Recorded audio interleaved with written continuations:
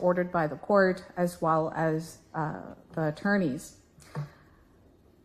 I was informed that this morning when the deputies went to retrieve Mr. Olson to bring him up at about 7:25, 7:30, he was walked from the jail to the bullpen. The deputies did observe puke on Mr. Olson's orange jumpsuit or shirt. And from my view of it, it looks like it's old. It's not new. The deputies then left Mr. Olson in the bullpen for him to, I think, have his breakfast. 5 minutes later, they went in and observed that Mr. Olson was laying on the floor in a likely fetal position. Mr. Olson then made some complaints relative to his health or medical condition. The deputies then walked Mr. Olson back to the jail. He was seen by the nurse who cleared him, and then the deputies started walking Mr. Olson back. One of the deputies then decided that it was probably best to use a wheelchair, although that wasn't requested by Mr. Olson. It was because the deputy, in his judgment, determined that that would be a good idea. And then Mr. Olson was returned to the bullpen, and he was observed. I did go back there to see Mr. Olson before this case was called. At that time, he was dry heaving. He's now placed in a wheelchair, and the deputies have informed me that that's probably the best approach going forward, because as one deputy described it best, quote, Mr. Olson is falling out of nowhere. And so he will remain in the wheelchair during this trial. Mr. Olson, given all this information, I want to make it very clear to you that this trial is going to go. Time and time again, doctor after doctor have cleared you, and this trial will go. Most recently, relative to last week's competency, in the report, and I'll quote from the report because I think this is important, given everything that's transpired from Monday to today, yesterday to today, quote, Mr. Olson exhibited inconsistent and theatrical cognitive and psychiatric complaints that lacked an objective basis. Close observation of his functional abilities when he did not perceive he was being directly evaluated further supported the conclusion that Mr. Olson was malingering, end quote. That's very recent. That was from last week. The first competency report also indicated that you were malingering. And today, this morning, upon my report to the office, hearing about your shenanigan, I am concerned that you're not taking this very seriously, as you should. And I'm making it very clear to you, in addition to the rules of decorum that I went over with you very thoroughly, that you are expected to behave. And you can try all you can to protract this case, but it's going to go. We're now delayed over 45 minutes. The jurors have all reported on time as instructed. Everyone's been waiting. You can make us wait and we will wait, but the trial will go. Okay, that's that for the record. Lastly, Mr. Olson, you are in your orange jumpsuit. My question to you is, do you want time to change out of that into street clothes? If you do, I will give you time to do that. Otherwise, I will assume that you don't want to change into street clothes, and we will proceed then with the trial. Mr. Olson? Well, Mr. Olson stands mute, is not responding. I will assume then that he does not wish to change into street clothes, and we'll get ready for the jurors. Anything else for the record from state? Not at this time. And from... I think maybe a bit more record needs to be, I just don't know the case law off the top of my head for someone being in jail clothes, so we can supplement that record, but I think you have given him an opportunity to change. You have told him that the jury would come in and see him as is. But I just wanted to make sure that we supplement the record a little bit, that it's when the defendant refuses to change, that it's absolutely okay to go forward with him in the jail clothes. But I just don't have that information off the top of my head. Yeah. Of note, too, is that the same set of clothes that he was given yesterday is available to you, Mr. Olson, and I believe it's in the bullpen, correct, deputies? Okay, so there are two sets. Okay, two sets of clothes are made available for Mr. Olson. They're both in the bullpen. Mr. Olson, if you don't want to change into civilian clothes, street clothes, that's fine. That's your decision, but we will proceed. And as the state pointed out, that would mean that the jury would see you in the orange jumpsuit, indicating your custody status. During this trial, at a later point, if you decide that you do want to change into street clothes, you still have that opportunity. But because you are refusing to answer my question, I will assume that you are fine remaining in jailhouse clothes, and we will proceed. Anything else for the record from defense? Mr. Olson, the state had an opportunity to place what they think is important on the record. I'm giving you an opportunity as well. Attorney Wasilewski. Just briefly regarding access to discovery materials. Pursuant to the court's request, I have brought my laptop. Mr. Olson's interest yesterday seemed to be, at least initially, with regard to certain photos of one of the car of the victim, and I have those up to show him if and when there's an appropriate time to do that. I also have a notebook I prepared containing all the narrative reports with an index at the front, and if he wants access to that so he can have the written reports, I'll make that available to him. Okay, great, thank you, and I did forget about that, and my intention and point at all of that was to ensure that Mr. Olson has access, which he now does have. He has a laptop as well as printed materials. With respect to exhibits, I'm going to order that the state man the exhibits. If there is an exhibit that Mr. Olson wishes to use during the course of examination, of course, he'll let the state know before he uses it, and then the state, if you can man it from your desk. One, I think it's more convenient that way.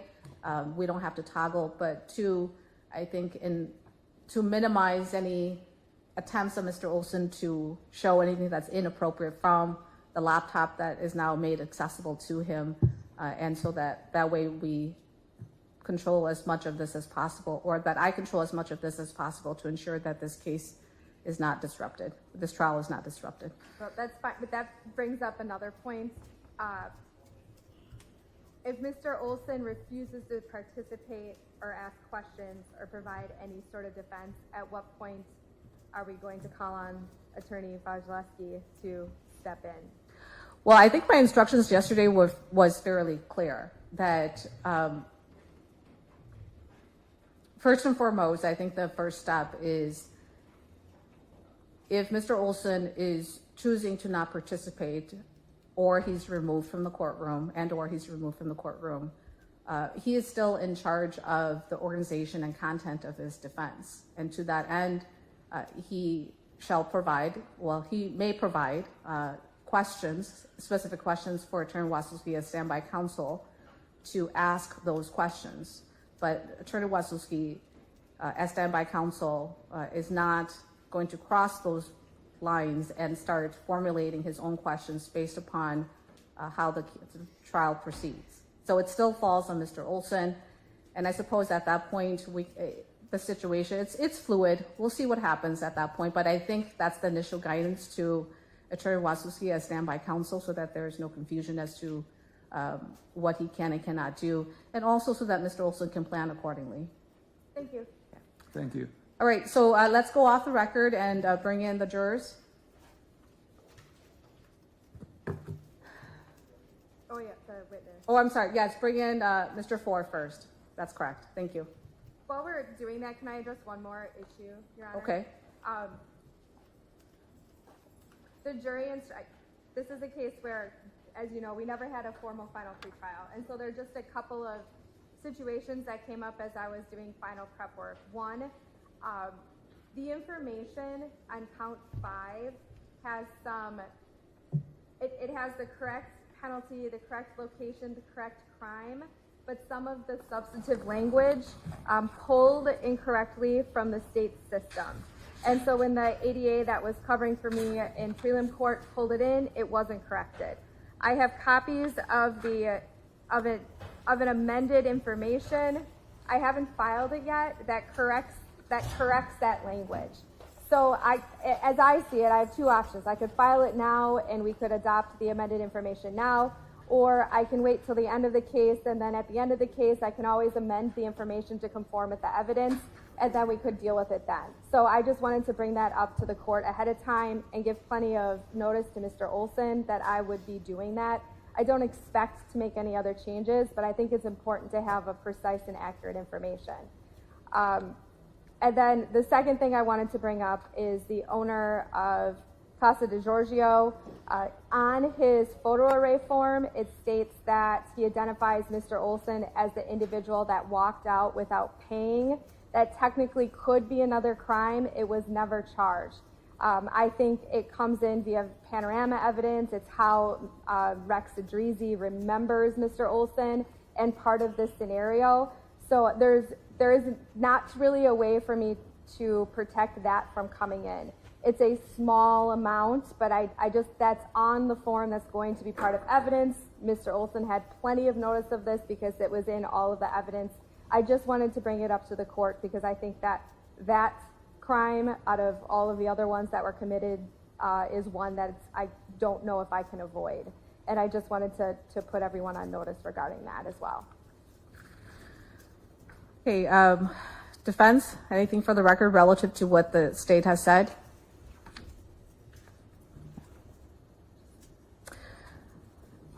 All right, hearing nothing from defense.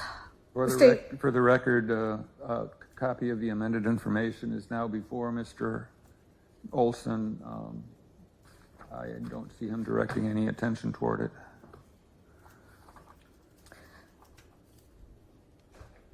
Okay, so if I understood you correctly, as to, first of all, the amended information has counts 1, 2, 3, 4, and 5. Counts 1, 2, 3, and 4 remain the substance of the charge, as well as the wording in that document remains the same as before. It's count 5 in terms of the wording that's changed, correct? Correct. And it's not so much that it's changed, but it's just clarified or corrected because it was automatically pulled in. And I guess more or less it could be described as a Scrivener error. It would be a Scrivener's error. Okay. It pulled in railroad car instead of motorhome in the substantive charging language. It also left off the consent element. So effectively it just made the information harder for the state to prove, but more accurate. All right, I will conduct arraignment on count 5 at this time. I'm going to give an opportunity for Mr. Olson to read count 5. Okay. And I'll file that with the court because I haven't, so that the clerks can pull it in. Just 1 second.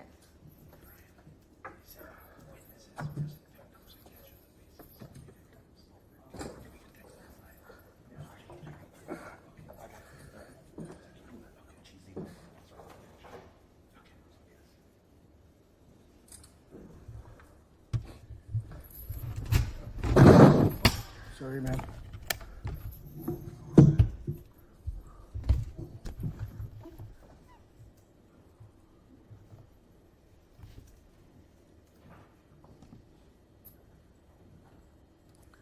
Okay, Mr. Olson, the document is on your desk. It doesn't look like you're engaging in any reading. Everything's spinning. I can't focus on answering any questions.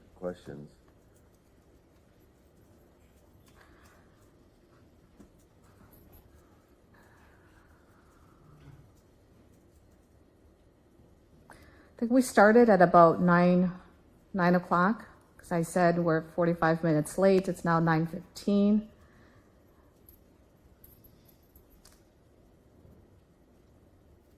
Before the first case was called, which was a bail bond hearing, a separate case from this case, I think that was called, 8:30? A little after 8:30. Before that was called, I went back there to the bullpen to just check in to make sure that there weren't any issues that required my immediate attention. Mr. Olson was seated in the wheelchair. There were moments in which he was dry heaving, which is why I described it before. And while that bail bond hearing was being heard, I could hear Mr. Olson coughing and some dry heaving intermittently while I was conducting the bail bond hearing. Then we started this trial outside the presence of the jury, just housekeeping matters at about 9 o'clock. It's now 9:16. Mr. Olson has been seated. He remains in a wheelchair, seated at a defense table. He has his head in his hand. For the most part, he hasn't said a whole lot, although he's just indicated now that it's hard for him to focus. But in the time that he's been seated at defense table, there's no dry heaving, there's no coughing, there's no puking. And from what I can see from my viewpoint here, he doesn't display any medical conditions that would alert me that there's something here, an issue here. And it's important that all this is noted for the record because, Mr. Olson, you can continue to do what you believe you need to do to delay this case, but it's going to proceed. And now I'm attempting to complete arraignment on count 5. The court has given opportunity for Mr. Olson to read. The document has been placed in front of him, as noted by Attorney Wachlewski. He is looking down on the table. I don't know if he's reading. But in any event, given Mr. Olson's behavior, I'm going to read count 5 for Mr. Olson.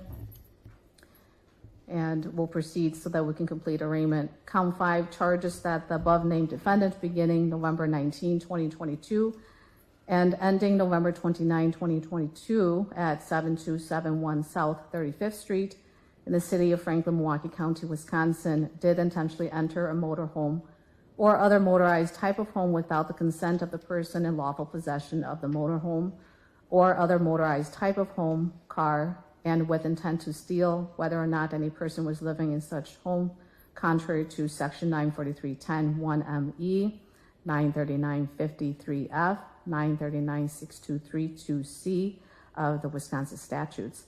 Upon conviction for this offense, a Class F felony, the defendant may be fined not more than $25,000 or imprisoned not more than 12 years and 6 months or both. And further invoking the provisions of Section 939.6232C of the Wisconsin statutes, because the crime victim is an elder person, the maximum term of imprisonment of more than 10 years prescribed by law for the underlying crime may be increased by not more than 6 years. Okay, that's what count 5 says in the amended information. At this time, the court will enter a not guilty plea on Mr. Olson's behalf. Again, it's already been noted for the record, but Mr. Olson did receive a copy of the amended information. Mr. Clerk will now pull it in, and arraignment has been completed on count 5. Okay, we have Mr. Four seated as well.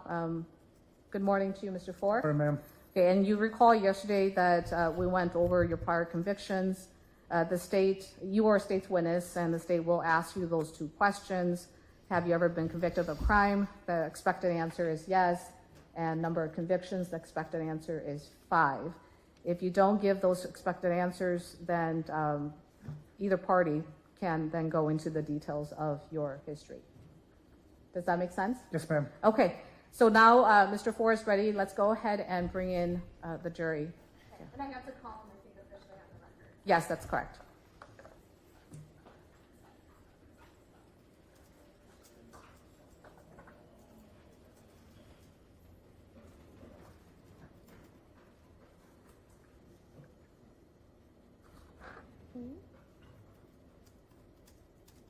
Yep.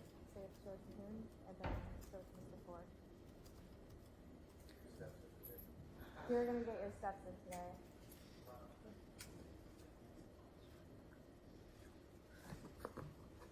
Could I have this one stapled?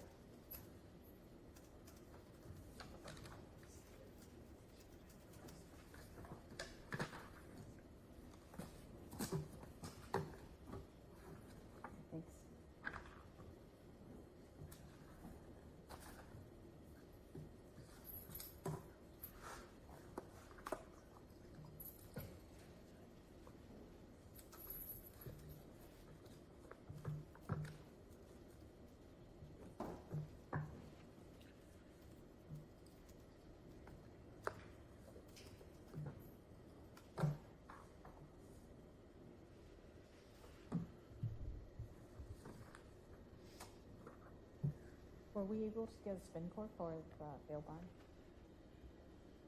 Okay, great, thanks.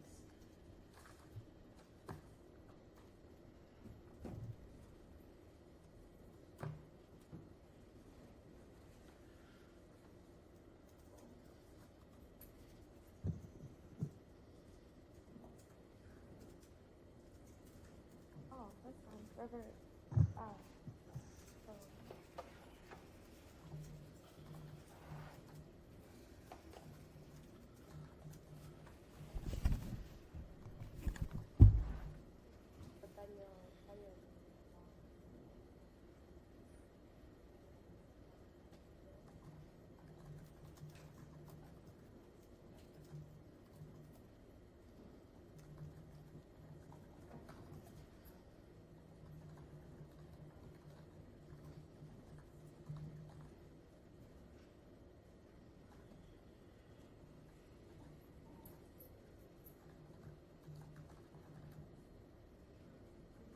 Comes in, Mr. Ford. That's fine. This is the judge, Mr. Ford. That would be me, ma'am. Report as a, no, it's your Yes, ma'am. second report. When you need to feel free to use it.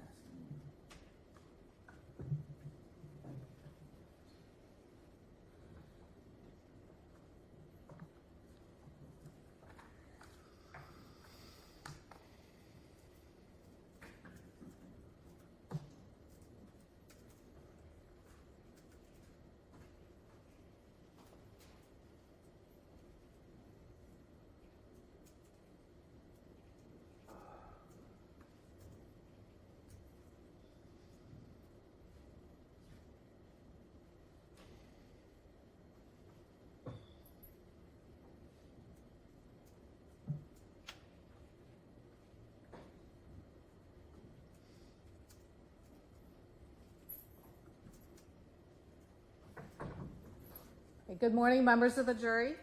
I hope you had a restful evening and you're ready to go today. As you may recall, yesterday we ended with opening statements, and today the state begins with their presentation. And state, please call your first witness. Thank you, Your Honor. The state is calling Michael Ford. I know that he was sworn in yesterday. Do we need to swear him in again? Yes, this we do. morning? Okay. Please raise your right hand. Do you solemnly swear to tell the truth, the whole truth, and nothing but the truth, so help you God? Yes, sir. Thank you. Mr. Ford, we're here today to talk. There's a case involving Mr. Olson. Do you know Mr. Olson? Never met him, ma'am. No. And I'm just going to state the obvious. You're here. You're in jail clothes. Yes, ma'am. Are you in custody for anything to do with the case here today? No, ma'am. Do you have any prior convictions? Yes, ma'am. How many? Ma'am, I have 5. And I'd like to draw your attention to Thanksgiving in 2022. Did you observe something unusual happen on that day? Yes, ma'am. I was coming off the expressway on Beloit Avenue heading would be west towards Highway 100. When I got to the intersection, I was going to make a left-hand turn on the Highway 100. And as I was in the middle of my turn, I noticed a car. There's a freestanding building that's set back on Beloit on the west side a little farther. And there's a open vacant lot, and I noticed a car with a female waving her hands frantically out the window. So I pulled over and figured she needed assistance with her car. As I got out of my car and started approaching, she was kind of frantically screaming that she was held against her will. For a few days, she was sexually abused, and she really wasn't making much sense. So I gotta apologize. At first, I thought. No, yeah, and just let me ask you a couple questions about that too. Yes, ma'am.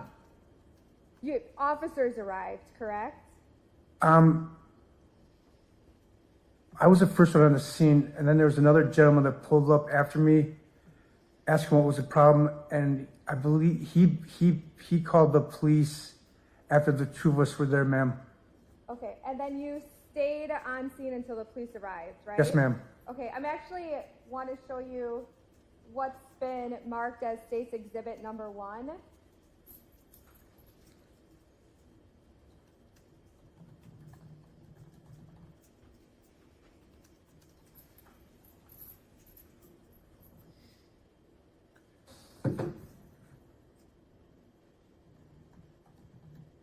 That would be the lady in the car and me on the side of the road during that day, ma'am.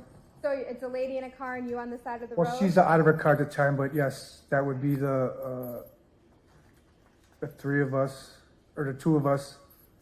And that's a photograph of those items, correct? Yes, ma'am. Is that an accurate representation of what it looked like that day? Yes, ma'am. I'd ask that Exhibit number 1 be moved into evidence. Any objection from defense? Okay, hear no objection received. Permission to publish, too. You may.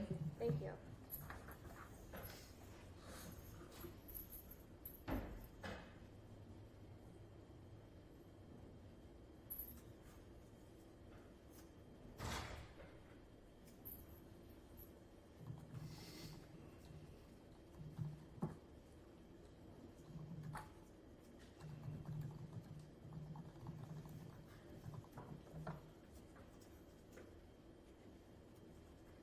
TVs need to be turned on.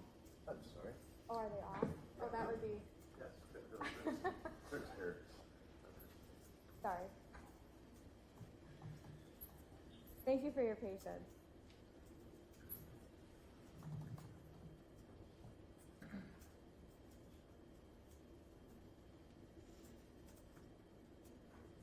And this is the photo I showed you, correct, Mr. Fuller?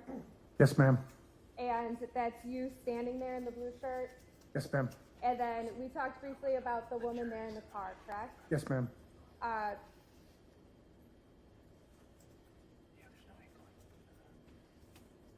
What was her demeanor like? How did she seem to you? She seemed frazzled and kind of, she was, how would I state it? She just seemed really distant. She was frazzled. She was pretty scared. She was just looking for help. I mean, at her age, she just seemed lost. Okay. And glad that somebody was there that she didn't have to worry about. Yeah. And because you're testifying today, did we have any sort of agreement to get you here to testify today? No, ma'am. No. Just here because you're a witness in this case? Yes, ma'am. I have no further questions. Thank you. Thank you, ma'am. Cross.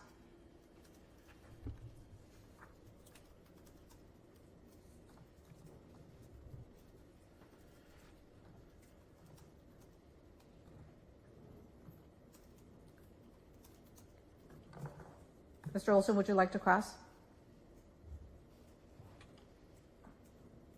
I'll take that as a no. Okay. Thank you, sir, for your Thank you, testimony. Members of the jury, at this time, we're going to take a short break, plan for about 5 to 6 minutes, and then we'll bring you back when we are ready. Okay, I remind everyone this case is not concluded. Do not conduct your own research and do not talk about this case. Thank you.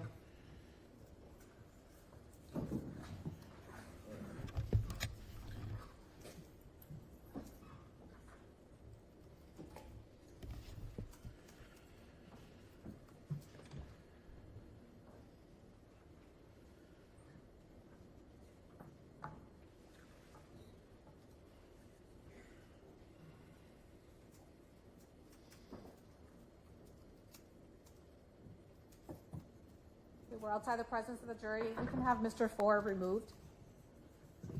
Thank you, ma'am.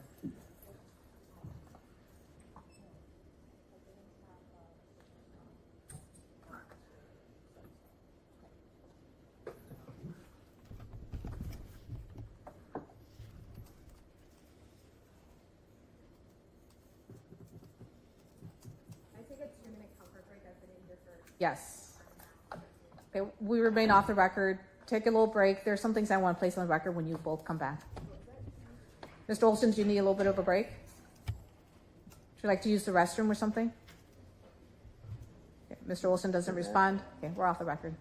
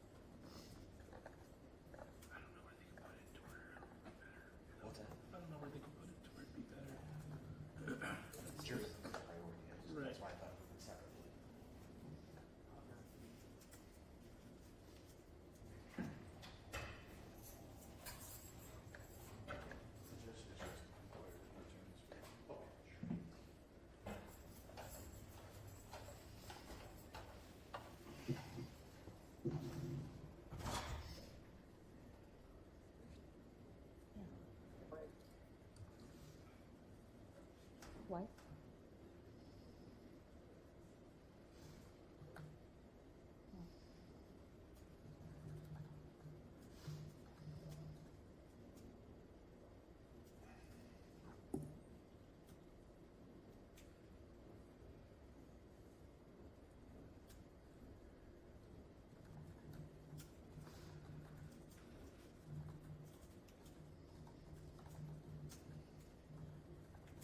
Did you just ask him if he wanted water? You want to ask him if he wants a bathroom break too?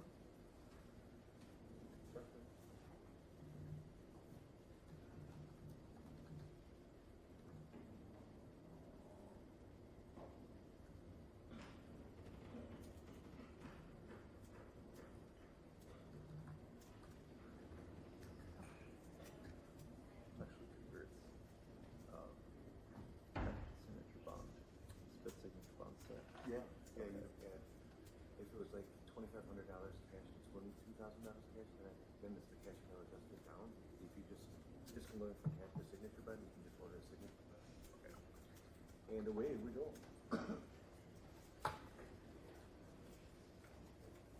What's that? $1?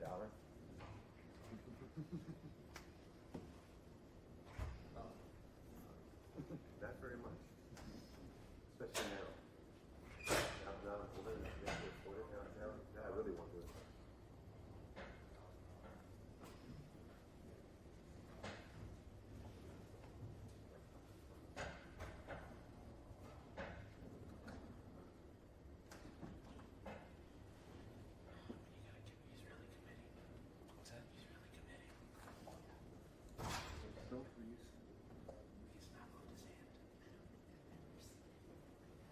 They're under seal.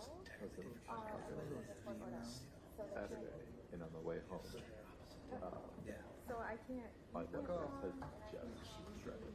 So I was able to get him replaced yesterday, and it's like maybe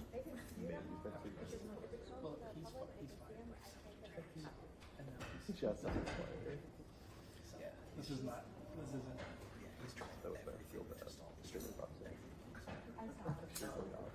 Left him exactly the way. He raised competency on himself, and when they came to interview him for the competency thing, he refused to do the interview.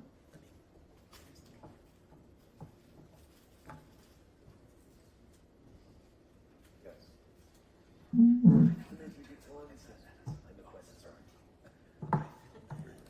Oh, yes, they're all here. Good morning, Branch 47. They are. Thank you.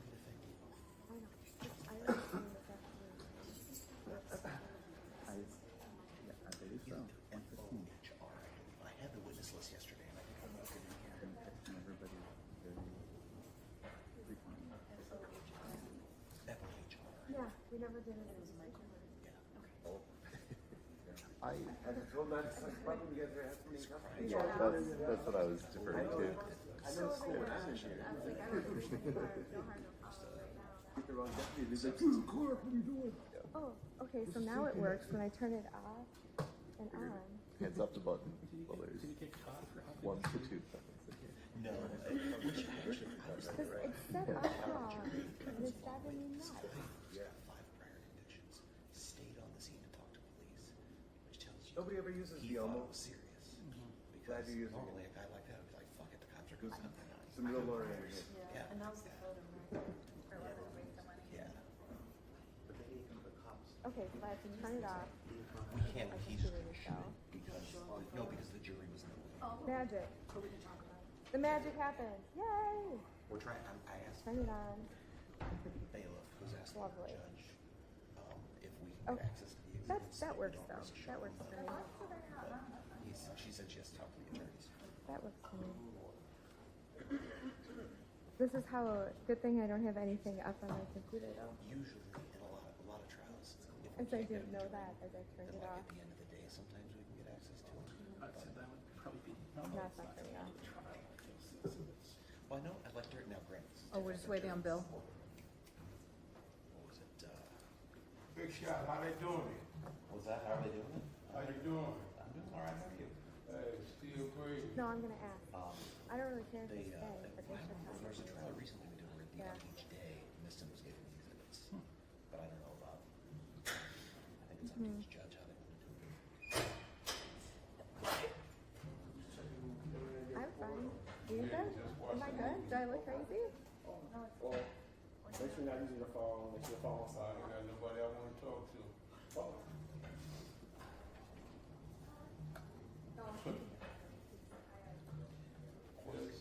Yes. Jeremy, work this shooting.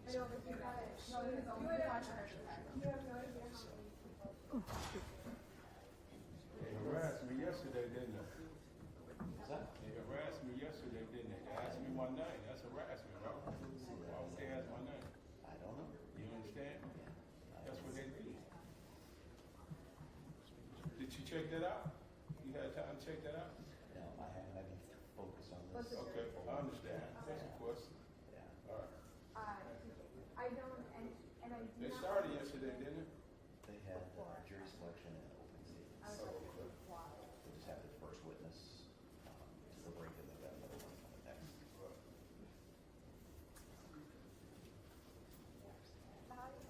Thank you, Zoe. Ain't nothing to talk about when you ain't did nothing. You can't talk when you ain't done nothing. When you talk, then you done something. It's not his burden. Exactly. Conversation is sinking. It's not, I'll be back.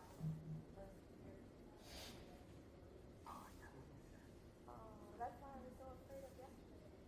I was so positive we weren't gonna start that I blew it away and it never went away. 4 years, he already done got him, right? You should in jail for 4 years. I If got you ain't took him to court, something wrong already. Want to dump water on it?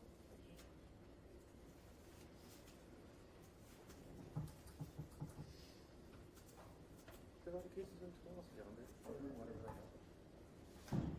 I just like the flavor. Otherwise, I don't drink water. Diet Coke is better. Penalty It's trial, supposed status, to be. scheduling, status, And it's review. some like Oh, right. drops I got at Not a bad. spa, so Oh shoot, I gotta still. they told me it was better for me. I think they just want me to buy stuff. I told them, but it tastes great.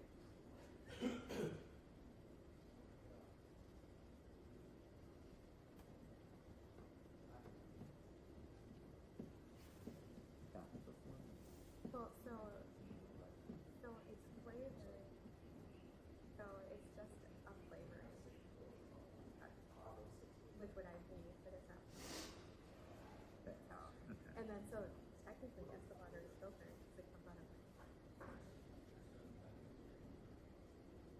actual coconut. That's actually what I thought. No. That's I'm assuming the next two witnesses are yes, correct. Greenfield officers because they're the ones who came to the scene. Oh, I didn't know he was sitting in there.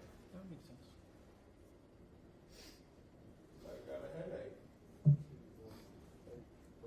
Yes. Yes.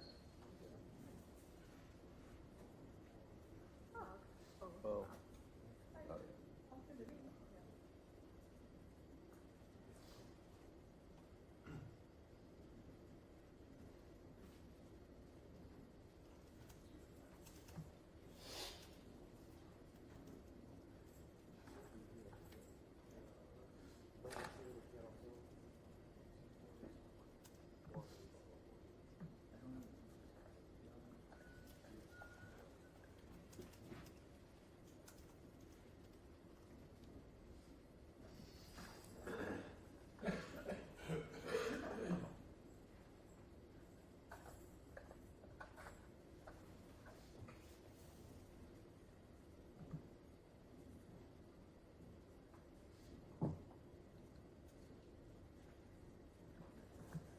Court provides court.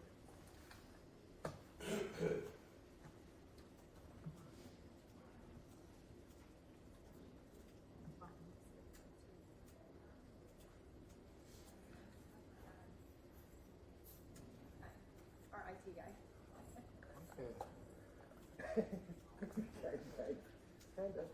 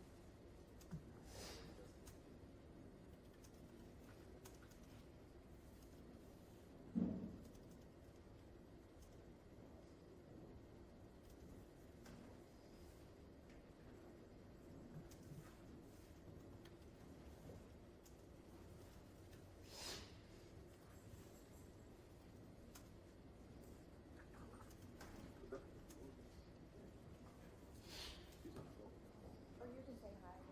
Okay. I'll relay that. It's so. This looks so weird. Let's look at that. Yeah.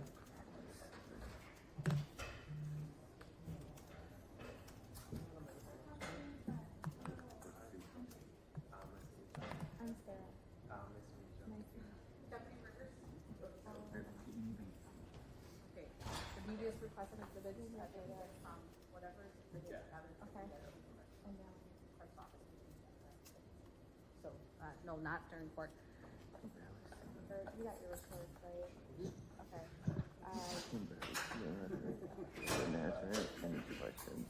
Okay. And you really have nothing?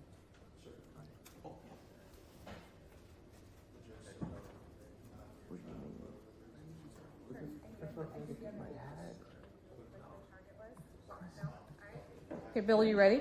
Yeah. Okay. We're going on the record. Okay, we're on the record outside the presence of the jury. Same appearances before. Mr. Olson was in the courtroom in the wheelchair during this break. I'll also note for the record that once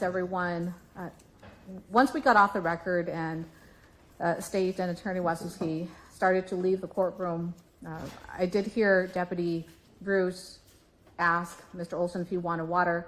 I inquired with Deputy Bruce if that was what I heard and asked if he could also inquire if Mr. Olson wanted to use the restroom. He indicated no, correct, Deputy Bruce? Okay, he didn't respond to your question. Okay, so, and of course, before we went on break, I did inquire with Mr. Olson as well if he wanted a bathroom break. He did not answer me.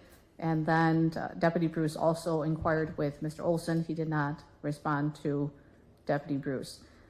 I think now that the state has called their first witness, I want to make it very clear to you, Mr. Olson, and on the record that your refusal to participate, I did inquire with you if you wanted to cross-examine, and after every witness, like in a usual typical jury trial, I will inquire with the opposing party if they want to cross or recross. I will also ask those who are asking the questions on direct if they want to redirect.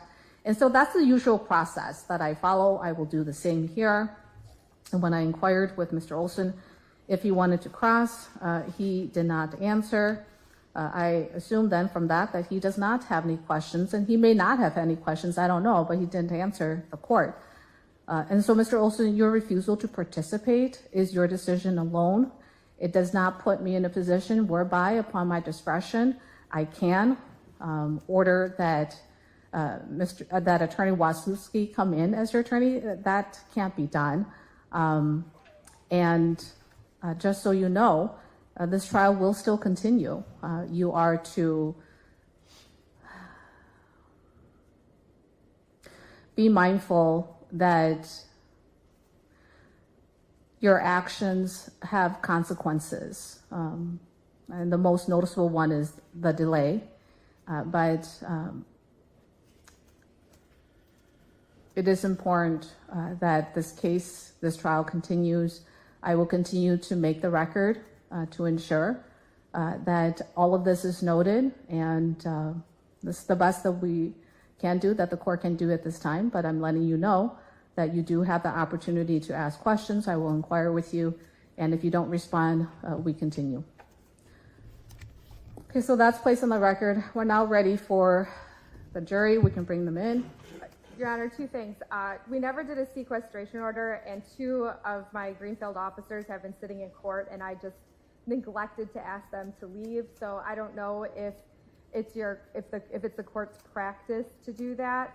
I don't know if defense wants it because it wasn't requested, but I just wanted to bring that up. Sure. Mr. Olson, as to your position on sequestration? Mr. Olson is turning towards the officers who are seated near the gallery. I will order that all witnesses be sequestered, whether they're witnesses for state or for defense, but all witnesses will be sequestered. Thank you.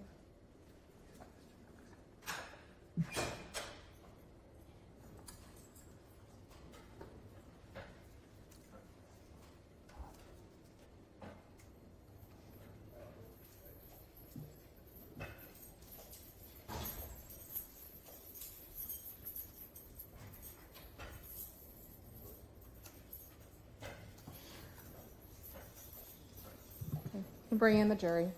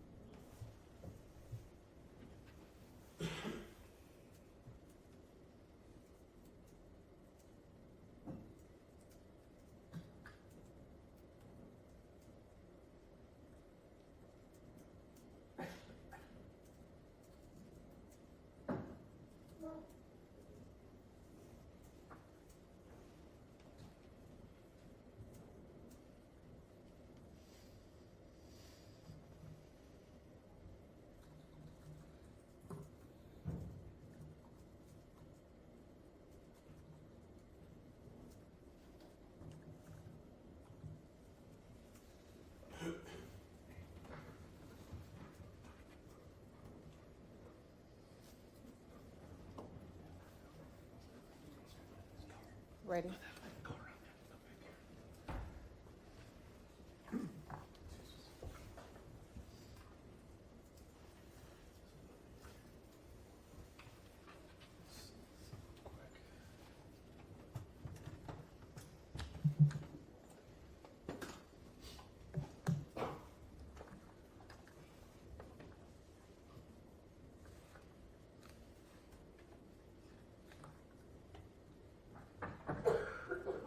Okay, welcome back, members of the jury. State, please call your next witness. Yes, the state calls Edwin Roman.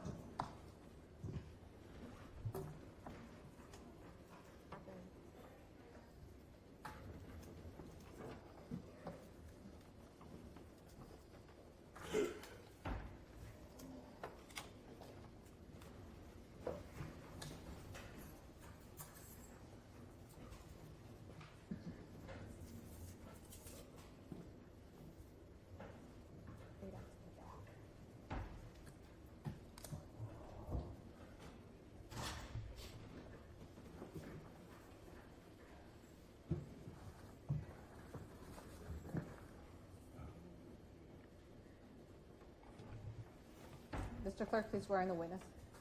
Please raise your right hand. Do you solemnly swear to tell the truth, the whole truth, and nothing but the truth, so help you God? I do. State and spell your name into the mic for the record. Edwin Roman, Edwin Roman. Have a seat. Thank you. And Mr. Roman, that mic is fully adjustable, so you Okay. can pull that down right to your mouth, just so we can all hear you. Mr. Roman, we're here today to talk about November 24th, 2022. Do you know why we're here to talk about that date? Yes. Yes, why are we here? Elderly woman got abducted. I found her cell phone on Highway 100 in front of McDonald's and Walgreens area, just north of the Layton Avenue. So could you tell me about what you were doing that morning? I was going northbound. I must have gone to a grocery store to pick up some stuff for Thanksgiving. And then I was heading northbound on Highway 100, 108th Street. And I saw a cell phone in the lane. And I turned around and came back around and it wasn't damaged and I picked it up. Okay. Why did you do that? Because that's what I do. Yeah. Just to be nice? Just to make sure, somebody's cell phone doesn't get damaged. And Sure. When you picked up the phone, do you remember about what time of day it was? it was in the morning, I believe. Early morning, late morning, or I'm not sure, probably early, before noon. before noon? And it's been 3.5 years, right? Right, Yeah. exactly. What did you do with the phone once you received it? I drove home and I put it before I put it in a Ziploc bag, I believe it was unlocked. And I called the number, which was her son's, the lady's who was supposedly abducted, her son's phone number, and I called him. Did he answer? He did. Yes. And did he come get it? He did not. No. Who came to get, did someone come to get the phone? I believe it was Greenfield Police Department. They were doing the investigation. So when I called him, he stated that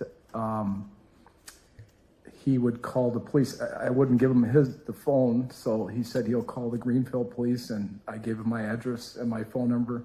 They called me, and they came over and picked it up, and I had it in a Ziploc bag. So just to be clear, when you say you called him, you mean the son of the victim? Correct. And then eventually the police called you? Correct. Okay. That's all correct? Right. Right. I believe so. Did you do anything else with the phone? No. No. Did you delete anything? No. No. Did you do any internet searches? No. No. Did you send any text messages? No. No. Did you alter it or delete anything in any way? No. No. Just put it in the Ziploc bag and tried to find the owner. Called, put it in a Ziploc bag. Police came to my front door, knocked on the door, and I handed it to a police officer, and he told me they're doing an investigation. That's it. Great. Thank you. I have no further questions. Cross?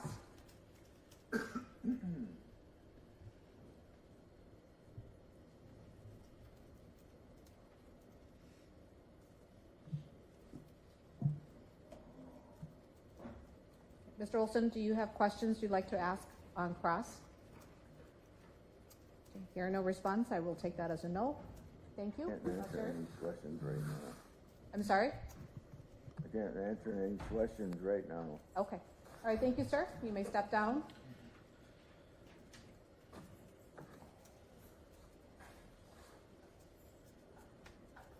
Okay, members of the jury, we're going to take about a 5-minute break, and then I'll have you brought back in. Plan for about 5 to 6 minutes. I remind everyone this case is not concluded. Do not talk about the case. Do not conduct your own research.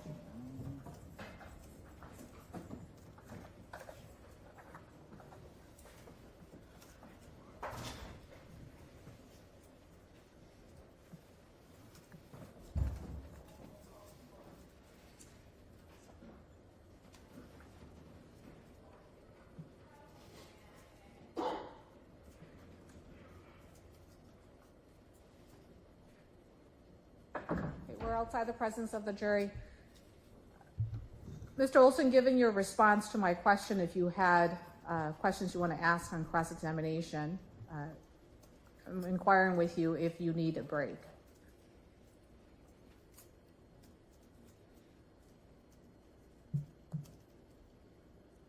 Mr. Olson has turned to look at me, to look at the court, but he's not responding to my question. I will assume that you don't need a break, and thus we can continue with the trial. Okay, let's go off the record for just a few minutes and then state prepared your next witness. Okay. Of course, you'll call that witness on the record, but just get that witness ready.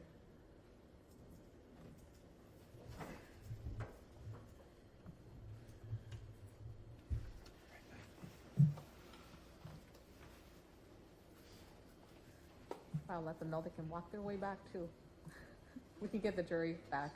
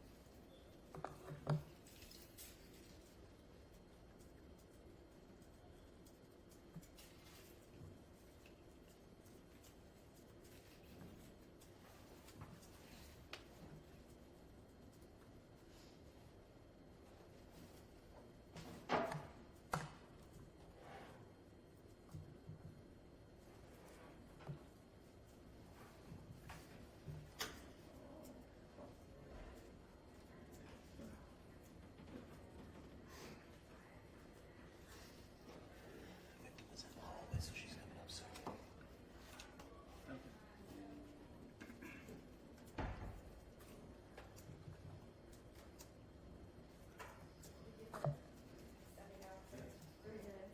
I'm just trying to do everything so it goes like. You can if you want, you can sit there.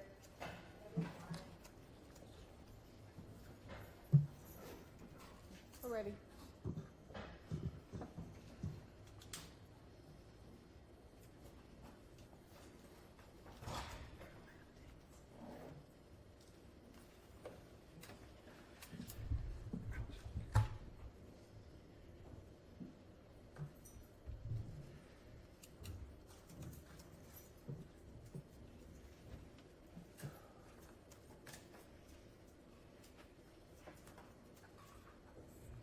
Okay, welcome back, members of the jury. State, please call your next witness. Thank you. The state calls Officer Garrett Olson.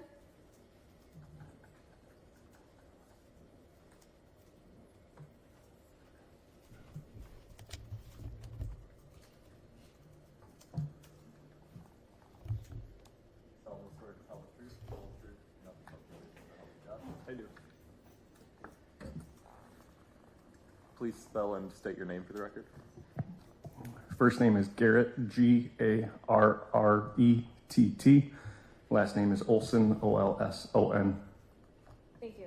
Mr. Olson, you're a police officer, correct? Correct. And what jurisdiction do you work for? City of Greenfield. How long have you worked for the Greenfield Police Department? It will be 10 years at the end of May. Were you employed in that capacity on November 24th, 2022? Yes, I was. What type of shift were you working that day? I was working day shift. And what does that mean? That's from 7:45 a.m. to 4 p.m. And was November 24th, 2022 any type of holiday? It was Thanksgiving. Thanksgiving that year, so you were unlucky enough to be working on Thanksgiving? Yes. Part of the job, right? Yep. So do you remember responding to a call of a female in distress? Yes. Yes. And could you tell us about responding to that call? Upon my arrival, Officer Nemish was already on scene and speaking with the female individual. Came out as an elder female that was in distress, and it was more like a check welfare that we needed to check, see how she was. Yeah. Yeah. So did you make observations of this person?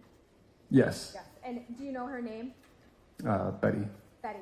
Betty Hanel. Yes. Hanel. Correct. Yes. What was your observations of her? She seemed distressed, maybe confused.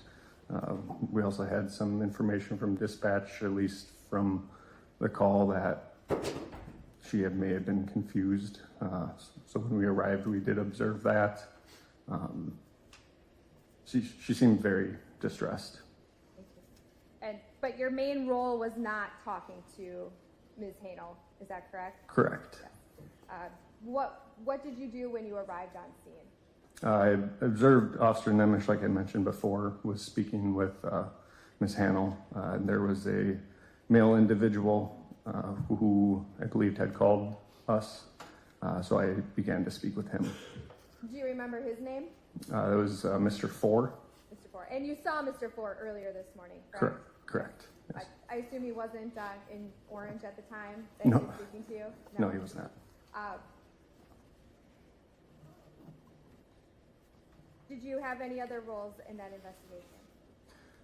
I spoke to Mr. Four about what he observed, and then I did briefly speak with Ms. Hanel about her phone.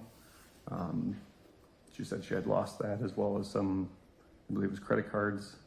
I tried to find her phone through, Find My iPhone, but that resulted negative. I couldn't use that.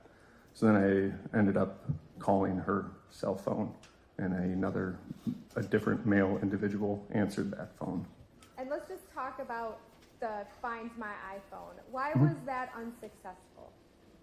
I don't recall if she didn't remember her username, or there was something along those lines of the username and password where I wasn't able to access her iCloud or iPhone account. So then you called her phone and someone answered. Correct. Do you know who answered that phone? Mr. Roman, I believe Edwin. Edwin? Yeah. And did Edwin had the phone, true? Correct. Yeah. Yeah. So how did you get the phone back? So I spoke with Mr. Roman on the phone. He said he had found it on South 108th Street, or most people know it as Highway 100, on the road, and he had it at his house. So I responded to his house to retrieve the phone from him. Do you remember what condition the phone was in? I do not recall. Was it broken? No, not to the extent of it not working. It still worked. It was a working phone and you collected the phone. What did you do with the phone once you collected it? I transported it back to the scene on Highway 100 or South 108th Street, and turned it over to Franklin police officers. And where was the scene? We responded to the area of South 108th Street and West Beloit Road in the city of Greenfield. Milwaukee County, state of Wisconsin? Correct. Is there a business at that location? There's multiple. I believe it was closer to Grandpa Frank's. I don't know the address off the top of my head of that business. Do you know what type of business Grandpa Frank's is? It's like a market. Market? Yeah. And so once you brought the phone back to the scene, do you know what happened to it? I turned it over to the Franklin officers, and that was the last I knew of it. So you're from the Greenfield Police Department. This location was in Greenfield. Correct. Why were Franklin police officers there? Miss Hannell had made a statement that she was taken against her own will at Casa de Giorgio, which is a restaurant in the city of Franklin, Wisconsin. So then tell us how Franklin then got involved. So when we heard that statement from Miss Hannell, we got in touch with our dispatch center to request Franklin officers respond, since the claim she was making occurred in a different jurisdiction than my jurisdiction. Is that typical practice? Yes, if we find out a potential crime has been committed in a different jurisdiction, we would contact that jurisdiction. And even though Ms. Hannell ended up in your jurisdiction, you called someone else in? Correct. Okay.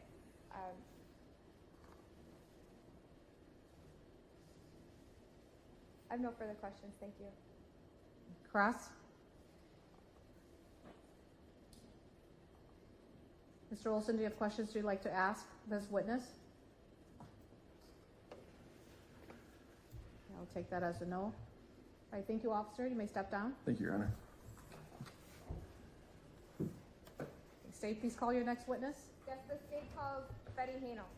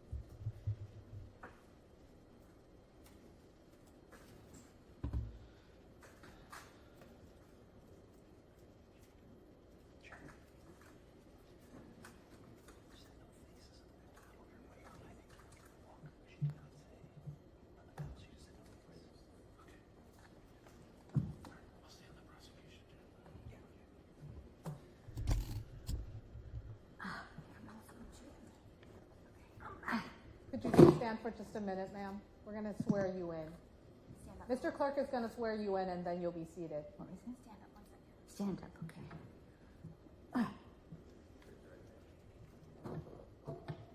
Please raise your right hand. Oh, You solemnly swear to tell the truth, the whole truth, and nothing but the truth, so help you God. I do.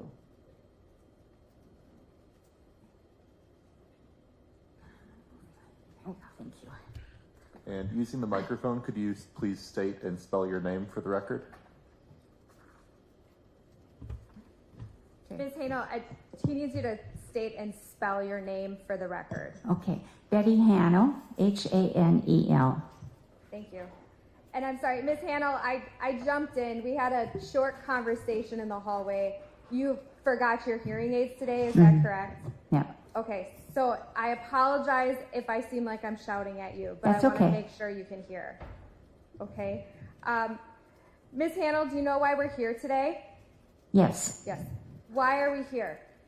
To testify what happened to me with Timothy Olson. And do you know Mr. Olson?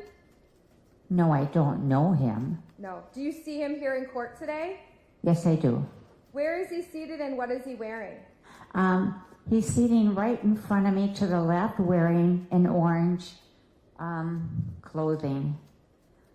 May the record reflect identity of the defendant. Any objection? Okay, it shall. Thank you. Ms. Hannell, we're going to talk through what happened in some detail. So I'd like to start at the beginning. Do you remember going to Casa de Giorgio? Yes. Yes. Do you remember what date that was? The date? Yes. It was November. Well, I don't know when Thanksgiving fell that year. I can't remember. And I think that was 1922. Would it have been 2022? Oh, yeah, I'm sorry. That's okay. I'm sorry. Yeah, you're right. And so it was the day before Thanksgiving in 2022. Yes. Yes. And why were you at Casa de Giorgio? Well, I sort of had a long day. I had taken care of my brother that day. And so I just stopped.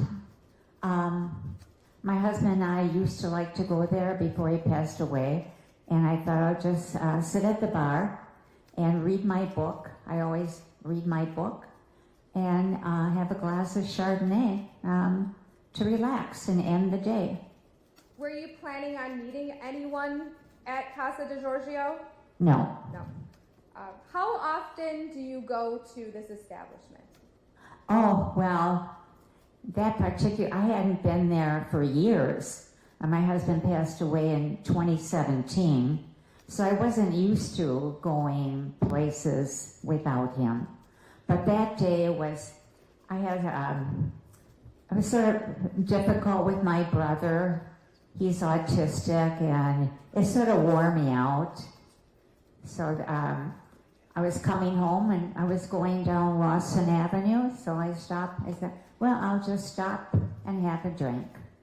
Did you know anyone that works there? I do know Rex, the owner. The owner. And how do you know Rex?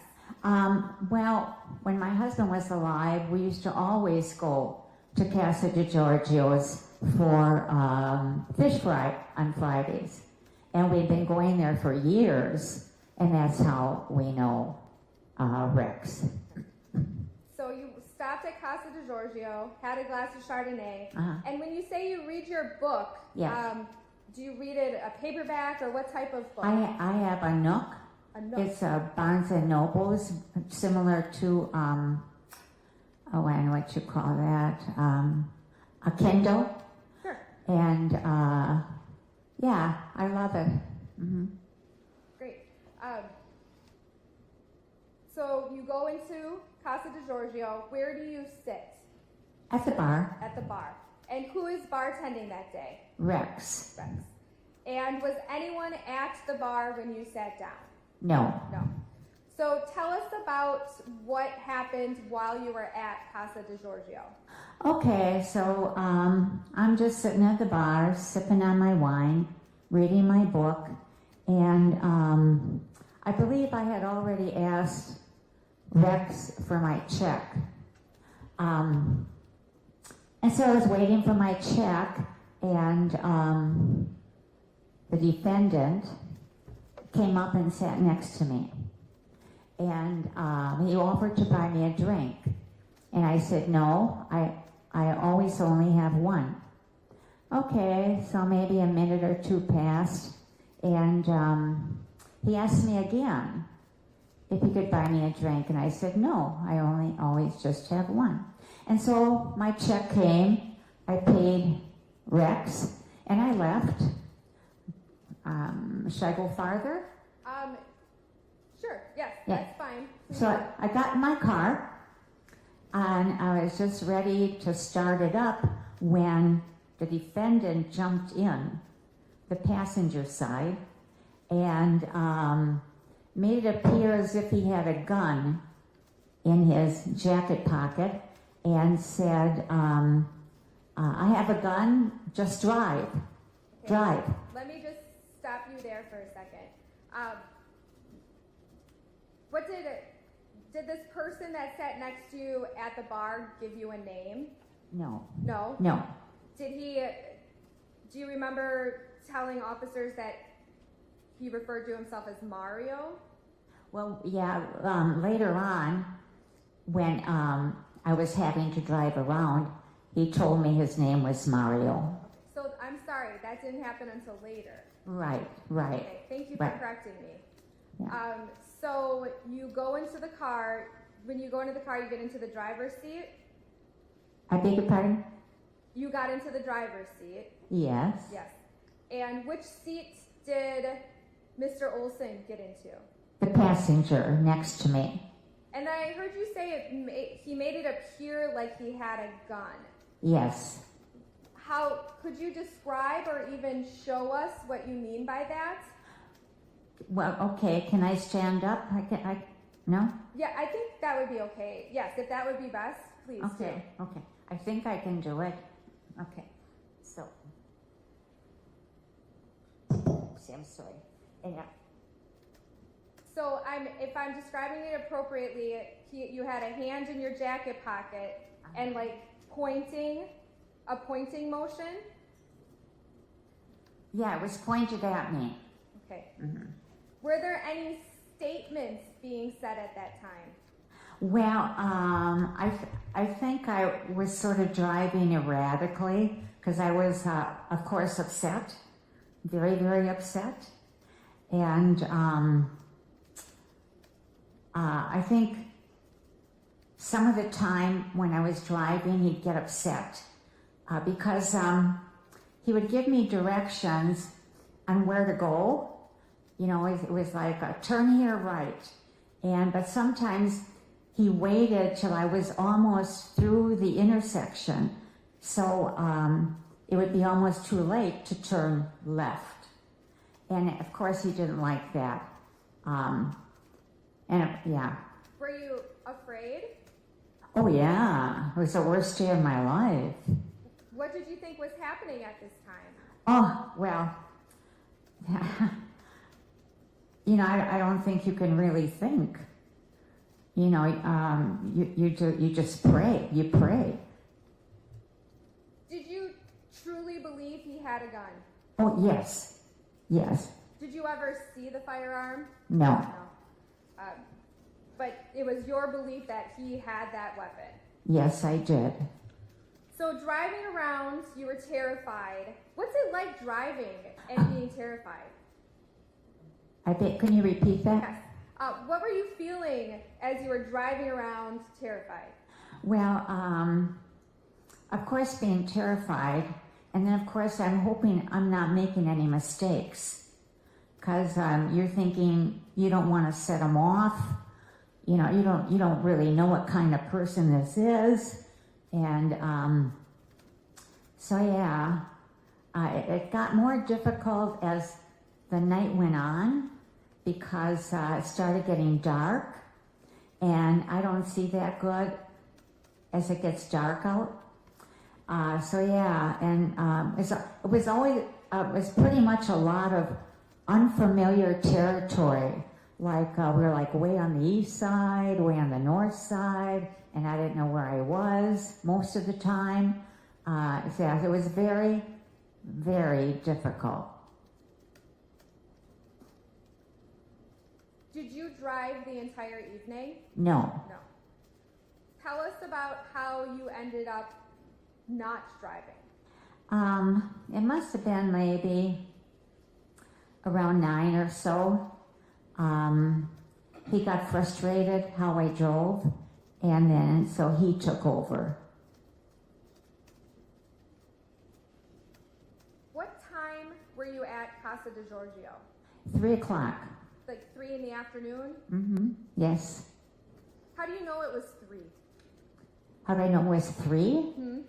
Well, my brother lives in South Milwaukee, sort of not far from Rawson Avenue. And when I left my brother's apartment, I got in my car, I checked the time on my car clock, and it said about 2:55 or something like that. So that's when I decided, oh yeah, I think on the way home I'll stop at Casa de Giorgio's because it was early.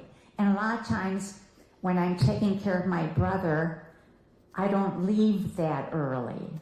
Sometimes it's not till 5 o'clock. So it was like an aha moment. Hoping for a relaxing glass of Yeah, yes. Okay, so now we're just going to back up a little bit. You're driving. Were there any threats made to you? I have to say no. No. No. Other than showing you the gun. the firearm.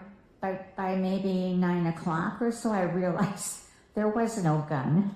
Right. Yeah. So why didn't you leave then? I'm sorry, what? Why didn't you get out of the car? Or why didn't you, when you switched from the driver's seat to the passenger seat, why didn't you walk away? Oh, well, have you seen me walk? and to tell you the truth, through the whole incident, I kept my hand on the doorknob. And I'm thinking, you know, when we stopped for a stop sign, and even when he was driving, when we stopped for a stop sign, I could dash out. But, I mean, well, I thought, I can't walk, how can I run? How old are you, Ms. Hannell? I'm sorry, what? How old are you? Well, now I'm 82. How old were you on Thanksgiving of 2022? 79. And then you mentioned, have we seen you walk? You walked into court today, is that correct? Yes. Did you use any assistive or medical I devices? used my walker. Your walker. Did you use a walker in 2022? No. No. Could you tell us about your physical condition in 2022? Well, 2022, I have spinal stenosis, and each year it was getting constantly worse. And so, I mean, I could walk then in 2022, but, and I didn't need a cane then, but I could not walk well, you know, let alone run. So what Yeah. you said spinal stenosis. Yes. What does that cause physically in your body? Well, it's a degenerative disease of the spinal column, and it causes you to increasingly get worse and worse. It deteriorates the spinal column. Thank you. Is that painful? Oh, yeah. Do you take pain medications? I usually just now take ibuprofen. Thank you. So we're going to talk about driving around a little bit. Did you, and let's go in chronological order, were there any stops as you were driving? Oh, yeah. Yes. You know what you mean, places or stop signs? Places. Oh, yeah. Yes. And yeah. Feel free to correct me if I ask bad questions. I truly do appreciate it because I think it helps for clarity for everyone. So we're going to talk about places or events. Okay. Okay. So you're driving now. It's 3 p.m. You leave the parking lot of Casa de Giorgio. Do you know about which direction you headed? Well, I know leaving Casa de Giorgio's, I went left. So that would have been east.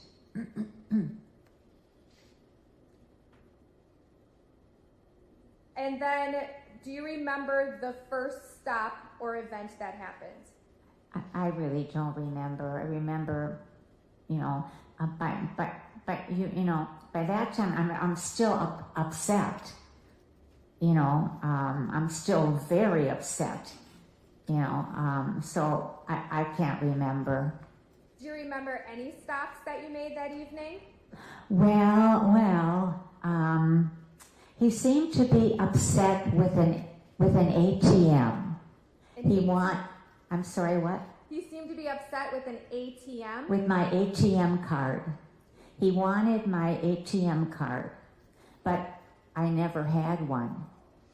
And he was really upset about that because he said, who today doesn't have an ATM card?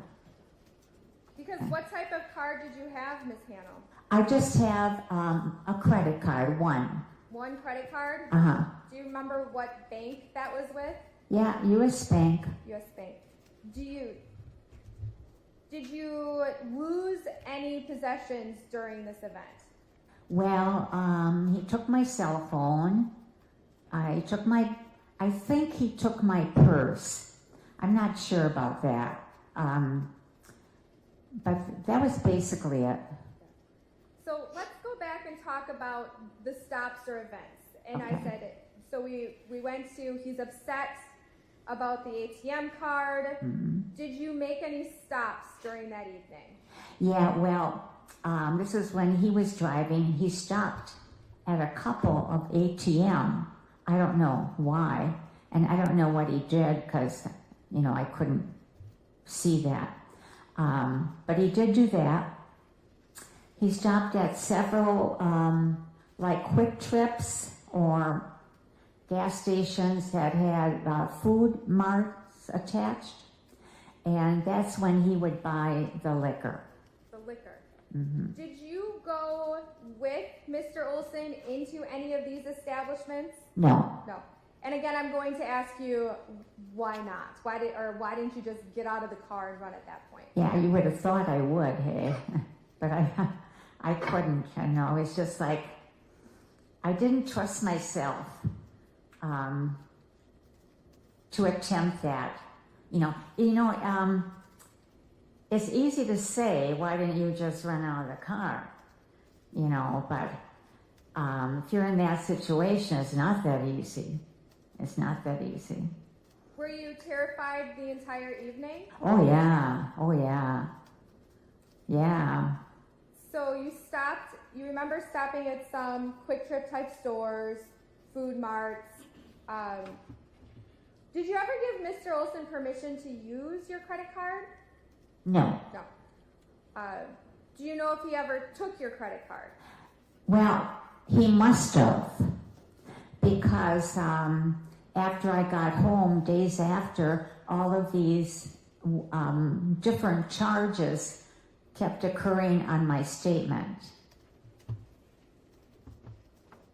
Did you make those charges? I'm sorry, what? Did you make those charges? Purchases? Purchases? No. No. Did you give anyone else permission to make those purchases? No. No. I'm actually going to have the deputy show you what I've marked as exhibit number 8. Okay.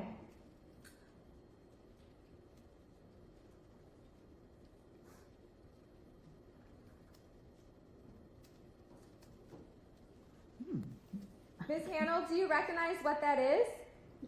Yeah. Uh-huh. Oh, yes. Uh-huh. What is that?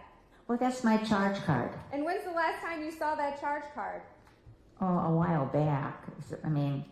I hardly recognize it because it's a different color. Yeah, and what is the bank associated with that charge card? U.S. Bank. U.S. Bank. And how do you know it's yours? Well, it's got my name on it. Yeah. I signed the back. Okay. That's great. I'd ask that exhibit number 8 be moved into evidence. Any objection? Hearing no objection received. Thank you. Oh, okay. Permission to publish then to the jury? Yes, you may.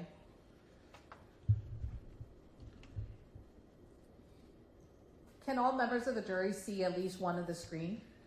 Okay. Everyone's nodding their head yes. And I'm just showing the front because the back of the card has your credit card number. Is that correct? Yes. Yes. And I'm not going to show that to everyone. But was this card canceled? Yes. Yes. Okay. Is this your credit card? Yes. Thank you. Now, Ms. Hannah, we talked about stops, the food marts, the quick trips, and then you mentioned something about a liquor store. Yes. Could you tell us about stopping at the liquor store? I don't think you would say it was a liquor store per se. Every one of those type of stops was connected with a filling station. And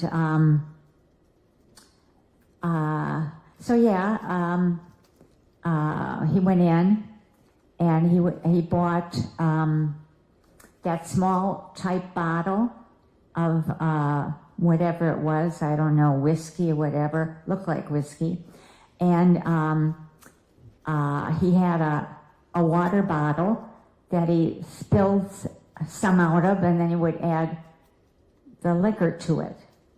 And then he would push it up to my lips and yell, drink, drink.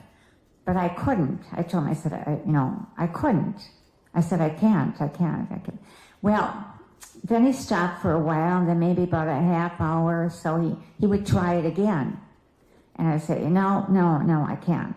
And then he got, with each try, he got a little bit more vicious. And to say at one point, he like shoved it to my lips, and I had my mouth shut. I was worried about my teeth. Spent a lot of money on my teeth. So, but who knows? I tend to think, because it must have been around 11, 12 o'clock, I fell asleep. And so, I don't know, maybe some got in, I don't know. But I didn't wake up till 7 o'clock on Thanksgiving Day.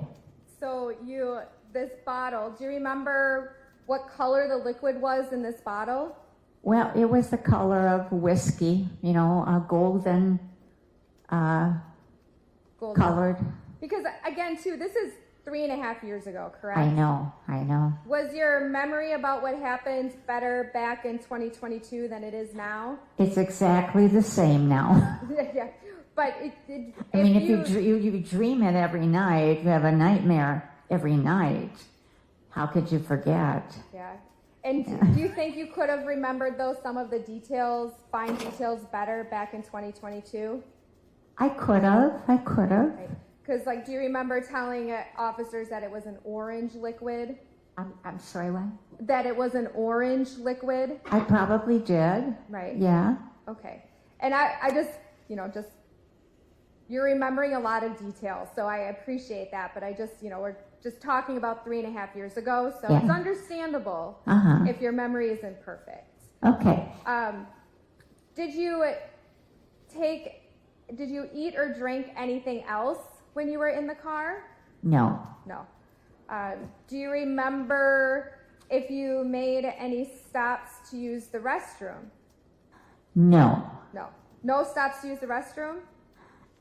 Well, what actually happened, maybe it was around 11 o'clock, and I don't know exactly where we were. It was not a very good looking neighborhood, because he got out of the car and met someone like across the alley, and so him and this other guy were talking for a while, and then when he came back to the car, I told him I had to go to the bathroom. Okay? And he sort of positioned the car around or near these garbage cans. And that's where I went. You went outside of behind the garbage cans. Where was Mr. Olson when you were doing that? He was in the car.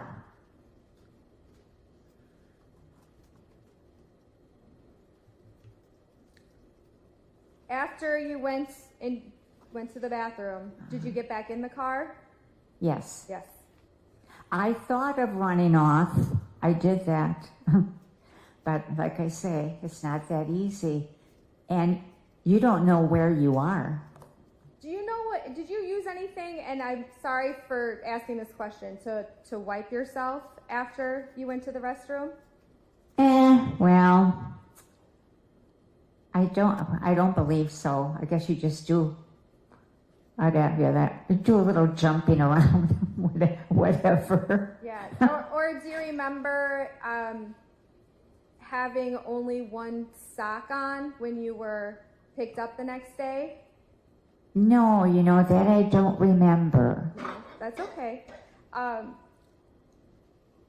So you stated you fell asleep at some point. Mm-hmm. How were you feeling when you fell asleep?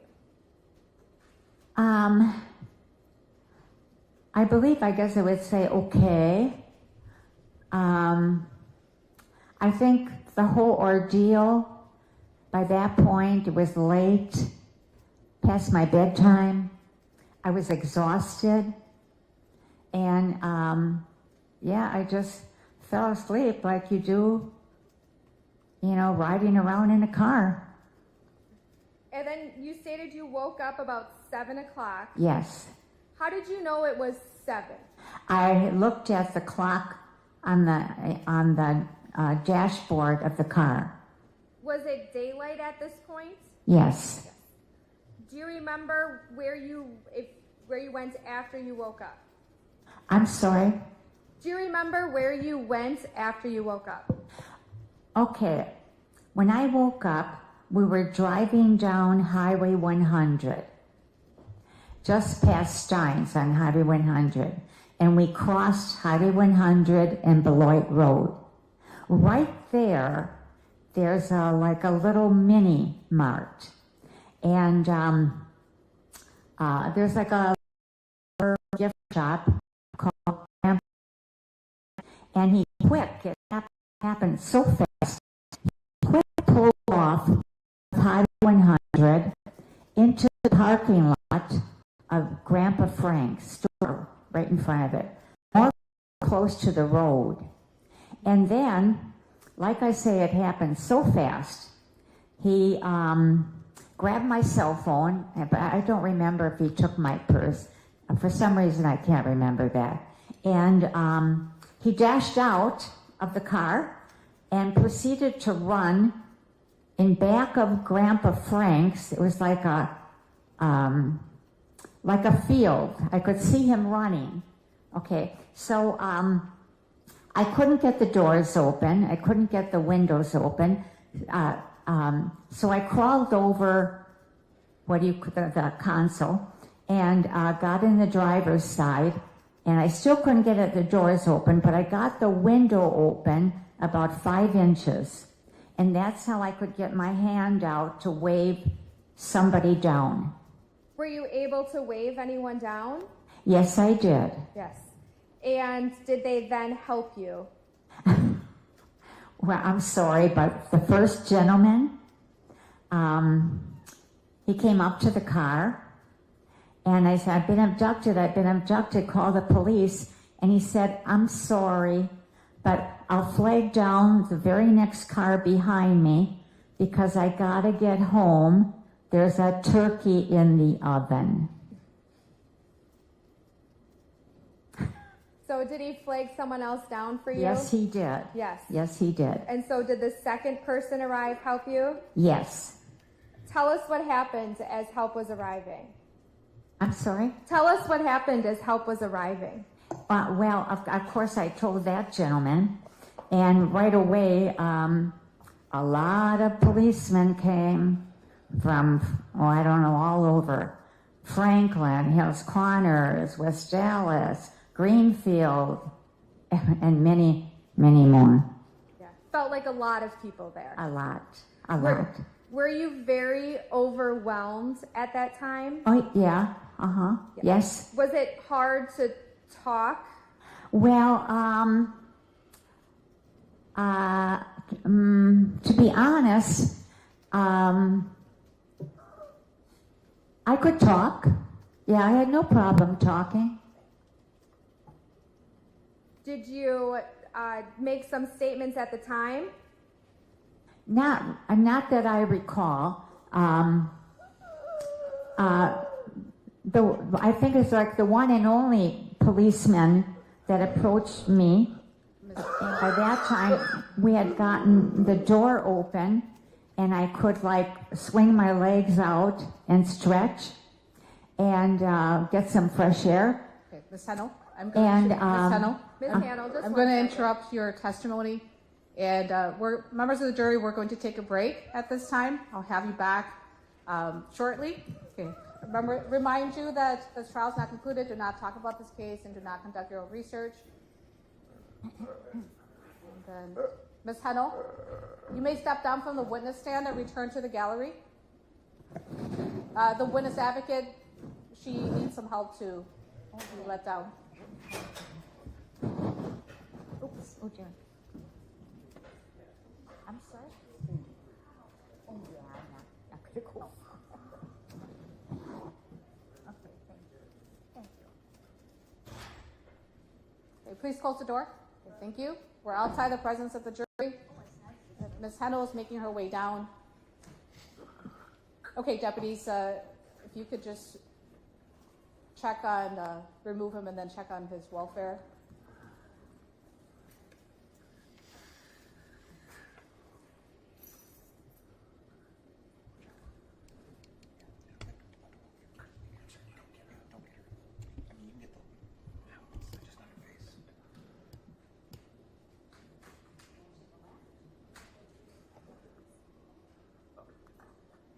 Door. Door.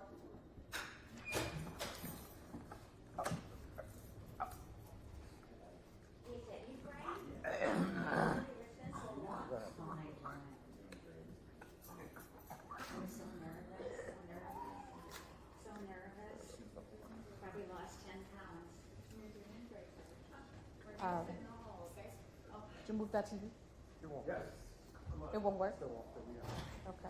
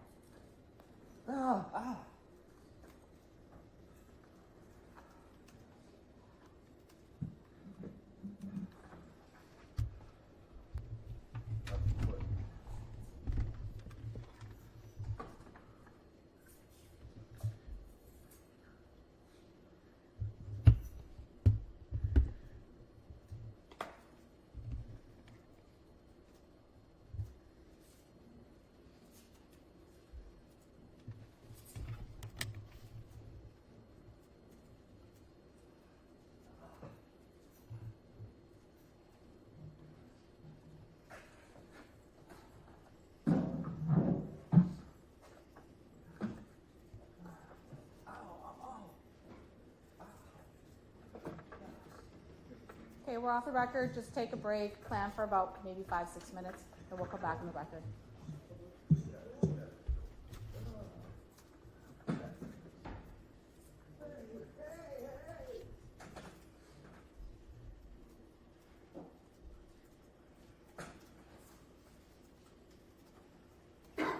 Does it hold?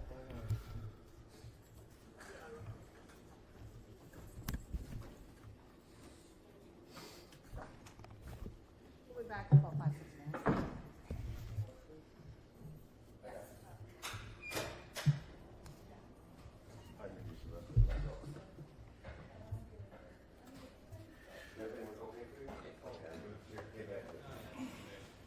Okay, well, you're in the right spot.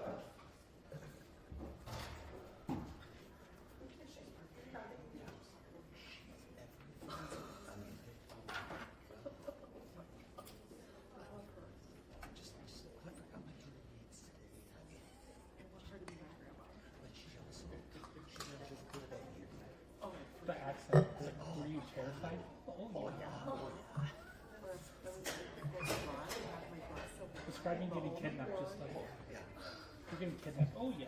She's her Kindle. Her Kindle having her Chardonnay.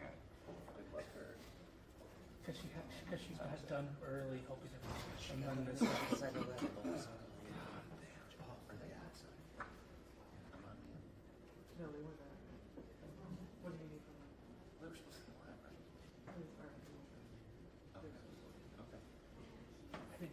heard like him making the noise, and I almost like, where's that from? I was too busy watching the noise. I thought it was someone out here too.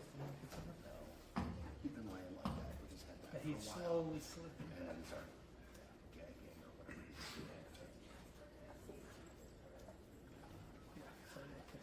Yeah. You're like, no, it's him. Oh my gosh.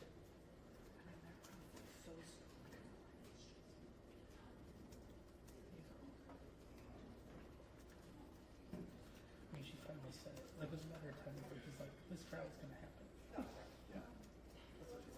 Yeah. Because, yeah, he's been talking all morning. She's like, you can participate in this trial's happening. Attorney Sandowski? Oh, I'm sorry. Is Attorney Wachowski out there? I will go see.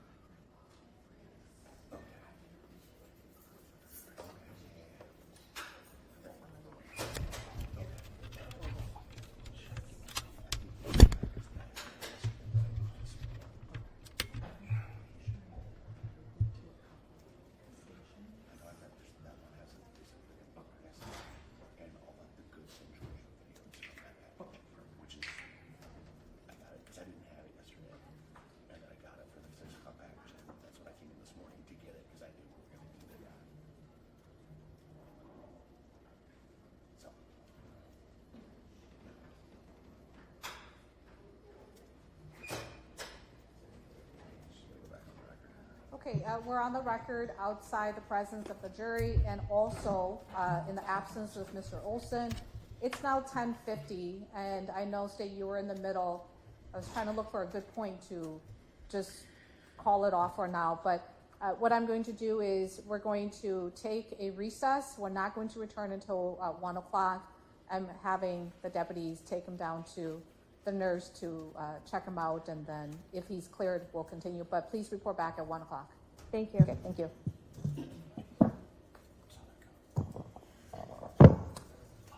Deputy, can you just let the jury know that they can go to lunch and? Yes.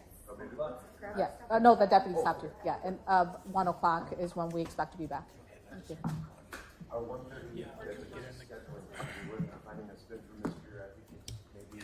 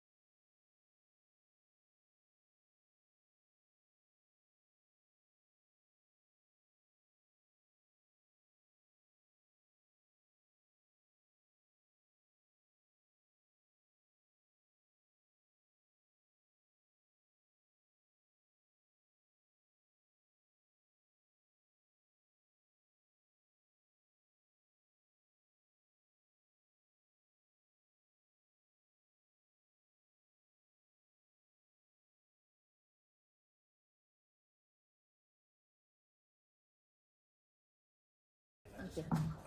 our 1:30 scheduling, we're finding that's been from Mr. Maybe we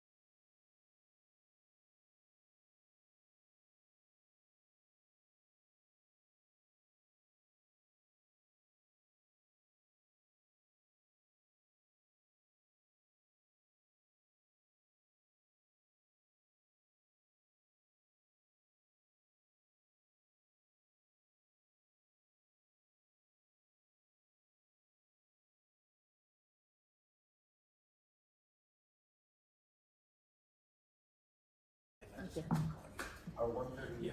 Yeah.